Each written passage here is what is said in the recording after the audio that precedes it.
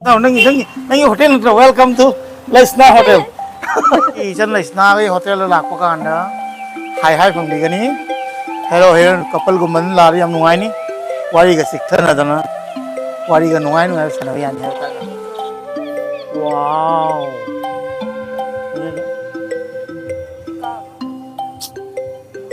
Este number naam hai. Ate purano ko yaar ko. Number ko de.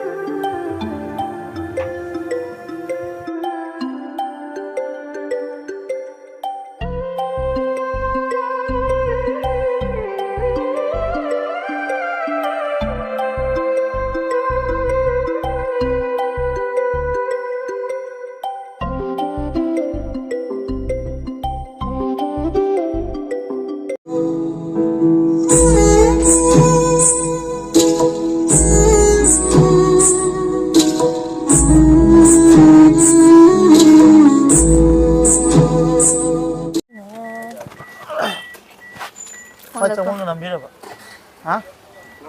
Để cắt luôn rồi. À thôi. Mày mà quay này ngasi lại sẽ lại snap chính xác khỏi lại vào hotel là cái này. Hotel cái owner sẽ là sẽ muốn cái gì đó. Xong rồi nào, để snap nào. Nang Facebook rồi ya rồi, YouTuber rồi rồi. Xong rồi, sao này cái tàu sao nang hotel rồi welcome to Lesna Hotel. Mà xí nhà rồi ngang bay tiền này. Chết là. Kem kuliah tahu pak? Kem kuliah sih hotel tahu? Mars lagi, March. Ini yang mau even April lah Mars. 2024. Handaki. Okay. Me a Mars. I confused. Acha. Kau kan? Lesna je. Mayam ki sewa tahu yang pam teh. Ada nih YouTube tu so. Pasal nice. Santai tadi pasal mana kau? In cici lau ke family in dang orang Thì lại cái thả là nó có. Con thấy nó cái rent này. Acha. Beautiful. Very nice, sih ba? Betul tak? Kodo, irang kan aku lagi sempat lebih tu, dekat. Hai. Lepure. Wow. Sini special thầm ra cái sao mà nó bọc chặt cái mồm mày nó sao mà nó. Sẽ đối tham mẹ đó không chỉ cái đâu irang này mới nè. Okay, so na kitchen na. Aku cái cá sấu rồi thado cái. Oh, irang gitu benar kok? Irang cái haircut mana puno. Kau dah hay mà, ai punya mà. Okay, hi. Ibu aku dah handi. Boleh Yes, juga. now you brother. Masih no hotel. Oh, Imara. Aku mak. Oh, Imara pun nah wah ina. Mama di pura le sai man le. Okay. Pura special.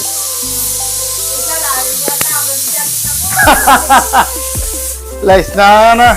Ubi na kasi jauh re ma. Kinna. Aduh, mana hai hujina. Irang do khar kan bagi ko. Hai di hane tau na. Hotel je. Yani wahai famjin ngomong fam. Lesna lagi mama. Imana ngai na chen lesna wai sana. Konjel tahu jani laut taruh be. Mama na Assam ki cha da mal ya.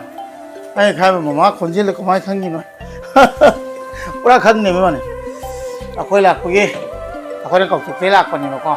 Aduga kita direct chen ni hotel ju ai na changu ge changu silawa na. Ma ju ko ko di kui ra ba. Asi di tanda cha ran cha ko. Akoi lak pagi wa bagi mama na special. Ke ka thongi. Cha la ga mahau yang ga. Lesna ये hotel कमाए तो गे अरे एक दारे कोई माँ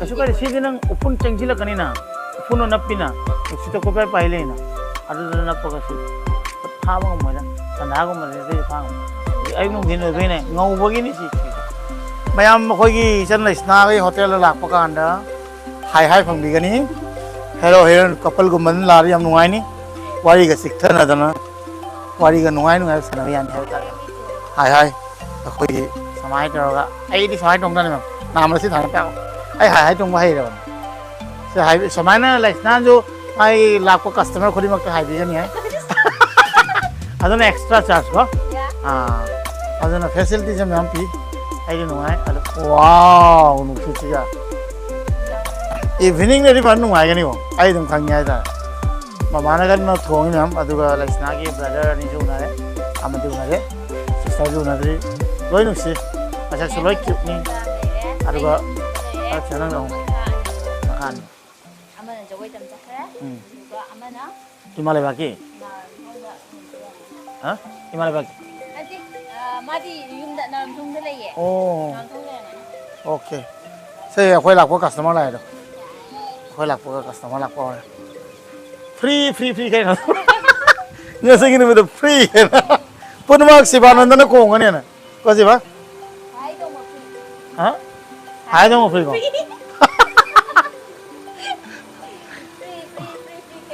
Leisna hotel nó là Leisna hotel hay là gì đó hả chính 진작 à tôi cái này mấy thế vô ra cái này chính nhau rồi 진작 에레나 à 호리미니니 그냥 뜻뿐이잖아 아. 아이디어서 그래서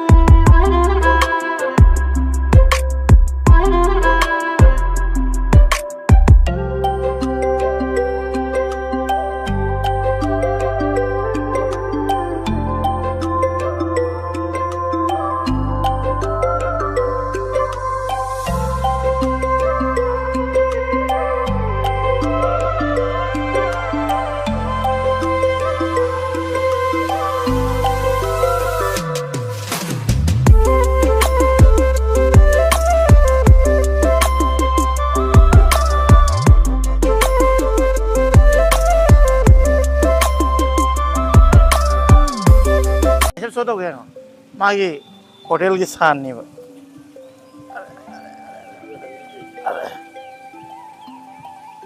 ở đấy suốt cái đó là model cái rồi này mà na but free này khơi पैसा mà thấu ra để khơi ta khơi được free này model पैसा mà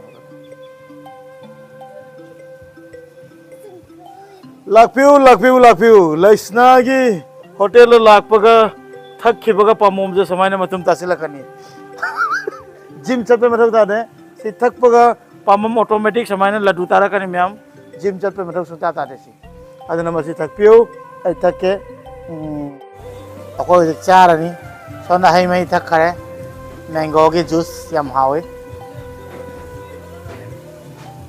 yang por pasang khare mu adu bau tangai kitang cái cái gì đó hai đó là hai à coi xong rồi na झूलन ये लेस्ना ना कोई किचा किन्यां पुछो पावे लेसाबी से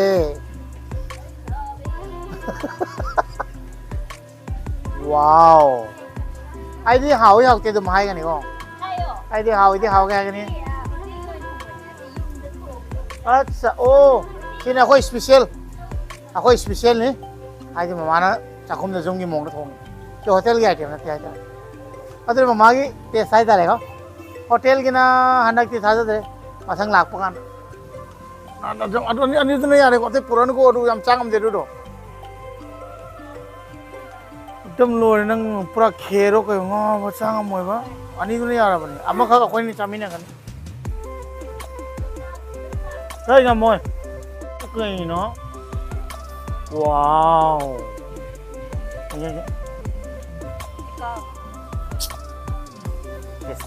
beram number lam wow nate puran ko yare ko amro ko de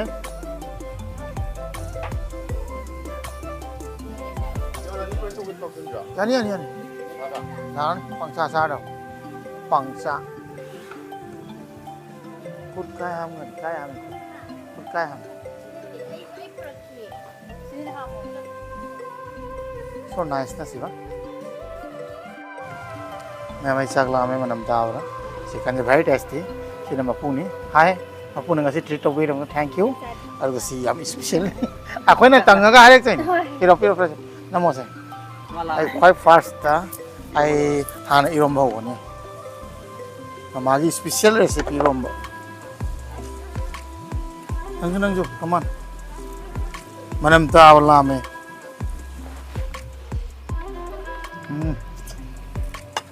Sure.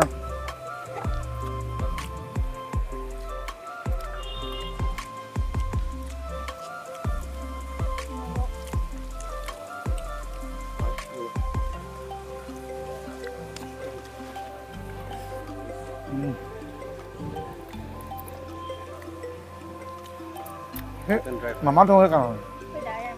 Đà lán à? Ở đó, thì đó là ổn rất đâu, đà lán đâu rồi.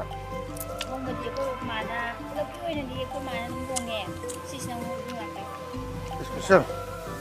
Anh đà lán nấm thong mà, hồi mình làm thì nó rất xếp thầm đó. Hồi trước đi đà lán thong cái này không? Đi xếp thế là mình nên đi phải nào vậy đi.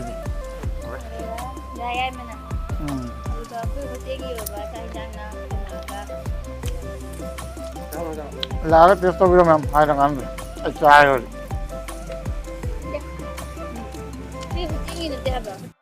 Mà coi cha bố rồi thì chắc cái tàu đấy, mấy address là cái cái này hotel đi address đấy không? Son Babina này đấy, Babina này thì mà Babina cái opposite à, Son là Jennings này, Son side đó, Son side Babina này, main road này, Son side. Yam hao ấy, ở đây có một phong gì yam in chi, yam nuai. Thì đây ông sản nó mà teri biar này cái happy đấy mà, si pai đây ông nó sản mà sản này, ở đây mà jago jago đấy, jago jago cái mà nó uthoi, yam nuai. Cha bao lâu nay nó jago chứ mà nó uthi base, yam harau hai ta rồi, nó mấy am chân gì, Raisnagi hotel đó mấy am soi đó nạc piu, ở đây mà hao tăng piu, ai đi am sa đấy, phải nó hao đấy, si ban đấy tụm này nghe đấy, si ba. Take this. Bye bye rồi.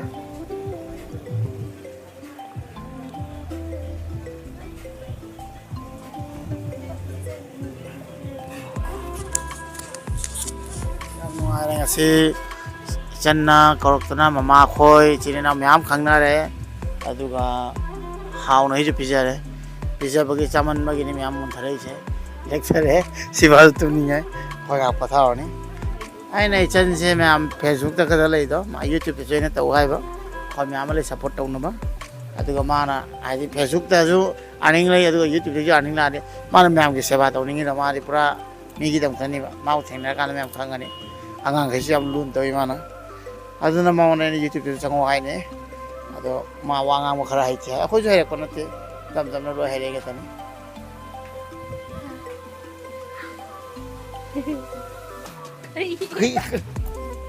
Ủa, chúng mình đi kèm vào nó mang ăn.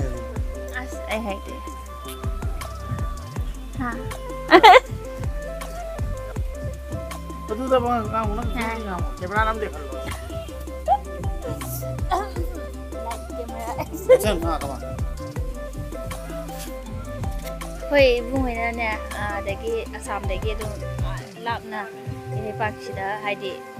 Mai na cái mặt tiếng bang của bà awana share to luck pi ba ai ta thuk sin ni matam pi bi mai luck pi ra mat kan to se pe to suam ngai hai di wakhal do ada la na dei su ai di ha na di una ba phangoi ra kai na ga lam na ga ra kai na khan bu do hoti ti ong he na nak sana bu do oi da na koi na su sat pa ngam me ai di jiri gum du su koi sat pa phang na ni kai na khan da bu yam na ga su sum ha da hojik ti ma ne Ngerti? Ini mana? Mana? Aduh, sum aku dah pingin dah ni. Kasar sih saya. Aku pingin dah sum kan gitu. Jadi tu. Aku pengaruh kan. Nak ni. Kasar sih jangan nak punya.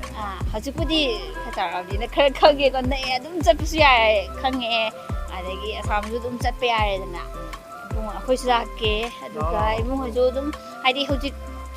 Aku ini kan nasi tahu dribok dia dum mami nak apa. Ada itu tanah segung. Kau ini semua yang ambil. Kau kali sini, mai kau kau. Oi jage.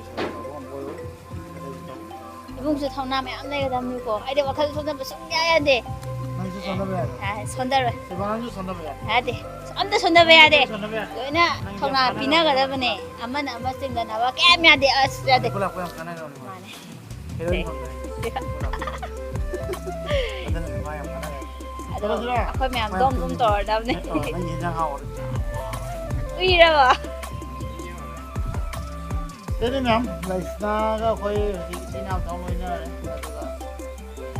ꯌꯥꯝ ꯍꯔꯥꯎꯏ ꯍꯥꯏꯕ ꯇꯥꯔꯦ ꯑꯩꯁꯨ ꯅꯨꯡꯉꯥꯏ ꯉꯁꯤ ꯑꯗꯨꯃꯥꯏꯅ ꯆꯤꯅꯦꯅꯥꯎ ꯄꯨꯟꯃꯤꯟꯅꯕ ꯑꯥꯗ ꯌꯥꯝ ꯆꯤꯟꯕ ꯉꯝꯃꯣꯏ ꯏꯁꯩꯗꯨ ꯄꯨꯔꯥ ꯁꯦꯡꯉꯒ ꯑꯣꯏꯔꯒ ꯀꯣꯐꯤ ꯂꯥꯏꯠ ꯆꯥꯗꯣꯏꯕ ꯁꯤꯗꯤ ꯐꯥ ꯉꯝꯃꯣꯏꯗ ꯑꯩꯈꯣꯏꯅ ꯋꯥ ꯉꯥꯡꯕꯗꯨꯅ ꯍꯥꯠꯀꯅꯤ 오케이. 오케이 바이 바이 마이 ꯄꯥꯛꯄꯣ ꯅꯣꯏꯒꯤ ꯗꯗꯥ ꯃꯃꯥ ꯑꯩꯈꯣꯏꯅ ꯍꯣꯠꯅꯔꯤꯗꯣ ꯍꯣꯇꯦꯜꯗ ꯁꯛꯁꯦꯁ ꯑꯣꯏꯕ ꯑꯣꯏꯁꯅꯨ ꯑꯗꯨꯒ ꯃꯌꯥꯝꯁꯨ ꯑꯣꯟꯂꯤ ꯑꯩꯅ ꯍꯥꯏꯔꯦꯅ ꯏꯆꯟꯒꯤ ꯈꯜꯂꯦ ꯍꯥꯏꯅ ꯍꯥꯏꯕ ꯅꯠꯇꯦ ꯖꯁ ꯂꯥꯛꯑꯒ ꯑꯦꯟꯚꯥꯏꯔꯟꯃꯦꯟꯁꯦ ꯂꯧꯔꯒ ꯆꯥꯔꯒ ꯍꯥꯎꯏ ꯍꯥꯎꯇꯦ ꯑꯗꯨꯝ ꯍꯥꯏꯕꯤꯔꯝꯃꯨ ꯌꯨꯝꯒꯤꯗꯃꯛ ꯈꯟꯃꯤꯟꯅꯁꯤ ꯏꯆꯤꯟ ꯏꯅꯥꯎꯗꯃꯛ ꯈꯟꯁꯤ ꯃꯁꯤ ꯍꯥꯏꯔꯒ ꯚꯤꯗꯤꯑꯣ ꯂꯣꯏꯁꯤꯟꯖꯔꯒꯦ ꯕꯥꯏ ꯕꯥꯏ